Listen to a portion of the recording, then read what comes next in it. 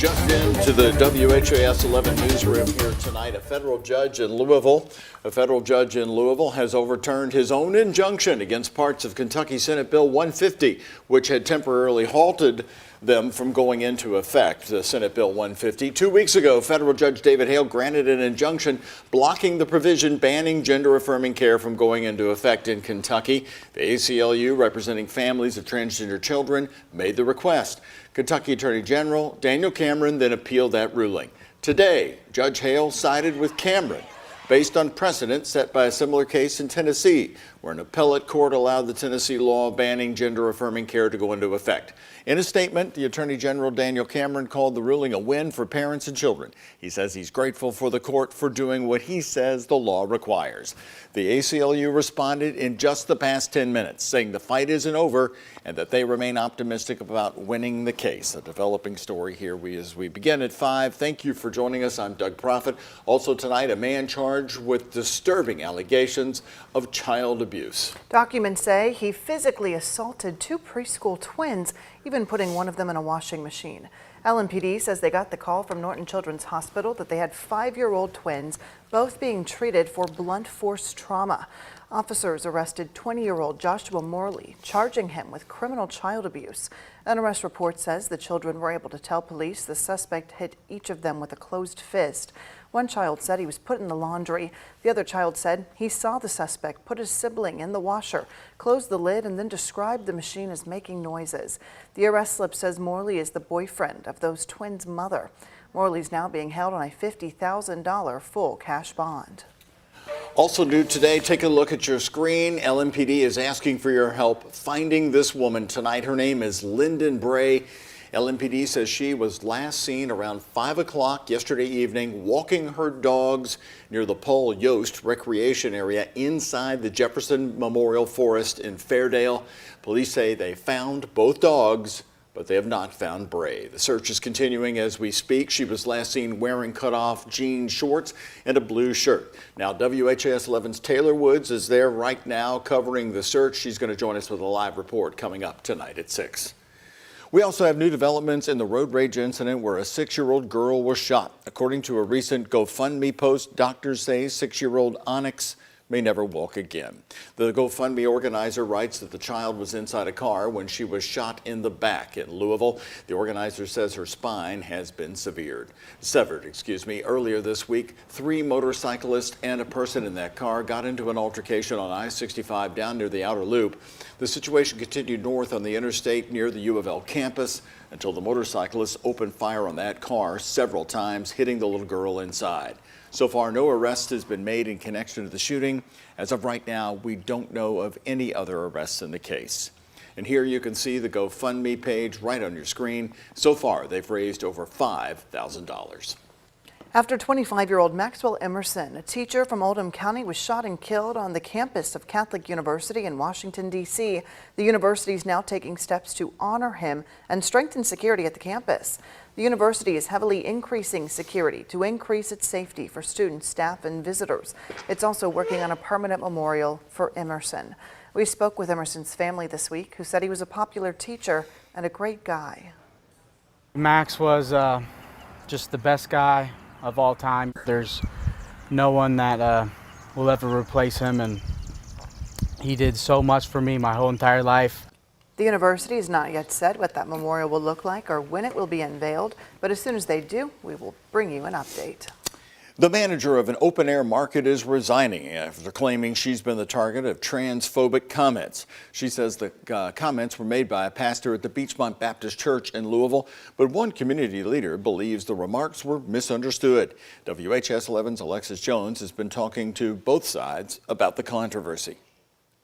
It's the resignation letter making rounds throughout the city. Nedra McNeil resigned Wednesday after serving as Open Air Markets manager for the last 3 years. The market is hosted by Beachmont Neighborhood Association outside of Beachmont Baptist Church. It provides fresh food and produce to the area. But this year, McNeil says Pastor Paul Mathena threatened to fire her for being openly transgendered.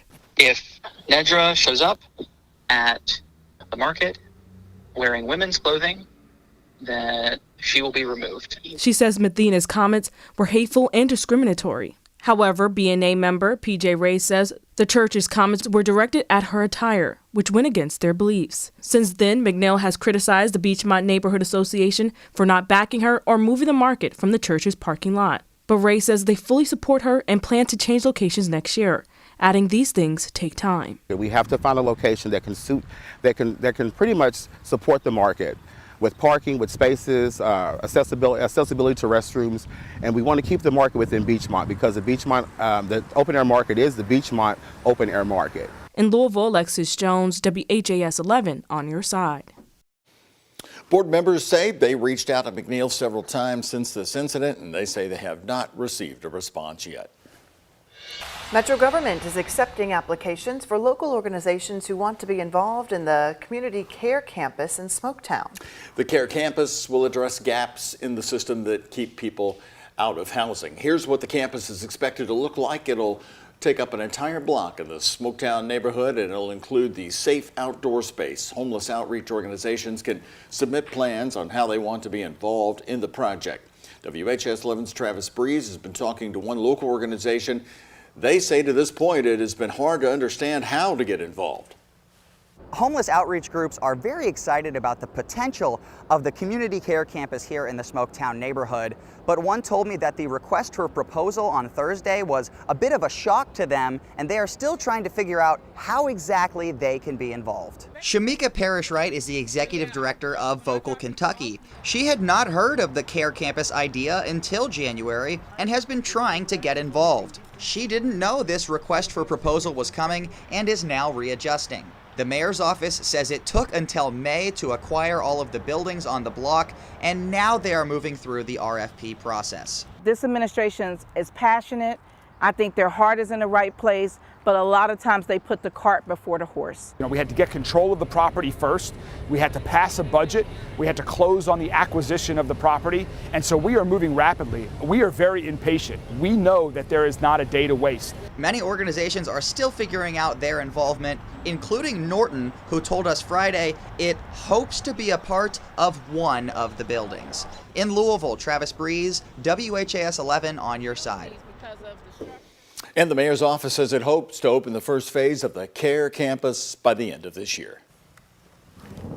As we switch gears now to take a look outside, we are having blue skies, sunshine, and if you're lucky, you might get a cloud to cover it up for a little bit of shade for a moment.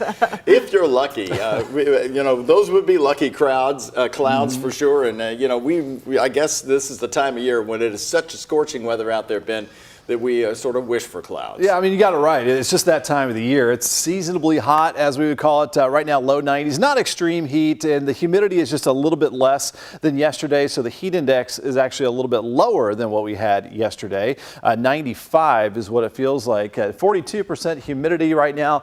Live view there with our Bachman Auto Group cam, part of our U of L Health Camera Network. A couple little tiny showers off to our southwest. There you can see one little small thunderstorm south of Evansville, but most of our area is expected to stay dry for this evening. Temperatures will be in the 80s for most of your evening, and then falling into the 70s overnight. Tomorrow morning, there you can see it, showers and thunderstorms. This round moving in through the morning hours into the early afternoon. It looks like by late afternoon, most of that rain is going to start to move off to the east, so not a total washout for us, and that's going to keep it a little cooler for tomorrow as well. So partly cloudy tonight, low temperature at 75, 76 at lunchtime tomorrow with that rain around the area. So be prepared for that if you have any outdoor plans tomorrow. Grab some of that rain gear. Trending drier later in the afternoon with a high of 84 degrees. I'll plan out the rest of the weekend coming up in just a few minutes. All right, Ben, thank you very much. As UPS and the Teamsters Union continue contract negotiations, the delivery company's planning a contingency workflow if a strike does occur.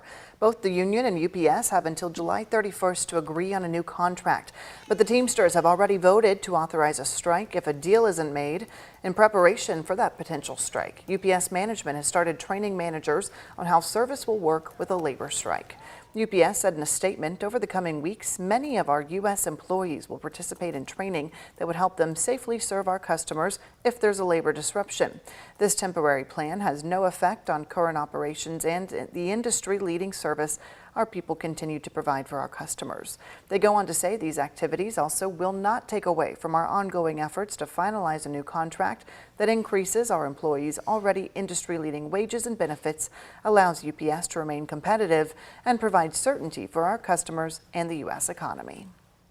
Well, here come the rerun, folks. It's a summer shutdown of new movie and TV production, and it's underway. Now the actors for motion picture and television are on strike. They are joining the holiday writers who've been on strike right on the picket lines. ABC's Tim Pilliam has more on day one of this walkout.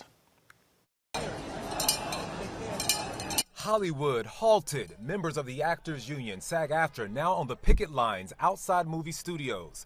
Friday is the first full day these actors walked off their jobs, bringing some projects already in production to a complete stop, including Netflix's hit show Stranger Things. Well, obviously, we're not happy that we're on strike, but I am really pleased with the level of support that we've been getting. On the ESPY's red carpet, entertainers voiced their support ahead of the looming strike. I spoke to TV and film stars, actor, writer, and comedian Lil Rel Howery, and actress Coco Jones. I think it's really brought a new respect to all the pieces that it really takes to keep Hollywood, the big machine, moving. So now, because I got to promote everything now, right? Because we might be on strike tonight. Strike rules state members are not able to attend award shows, premieres, or promote their projects. This shutdown comes after more than 4 weeks of negotiations between SAG-AFTRA and the Alliance of Motion Picture and Television Producers, the two unable to reach a deal. The actors say they are fighting for higher wages and protections in the streaming era, including residual pay, critical to them keeping their health care, and the regulated use of AI. Bob Iger, the CEO of Disney, the parent company of ABC News, told CNBC the union's expectations are not realistic, calling the strike collateral damage. It will affect the economy of, different regions even, because of just the sheer size of the business. It's a shame. It is really a shame. Comic-Con International in San Diego next week is taking a hit. Several panels canceled.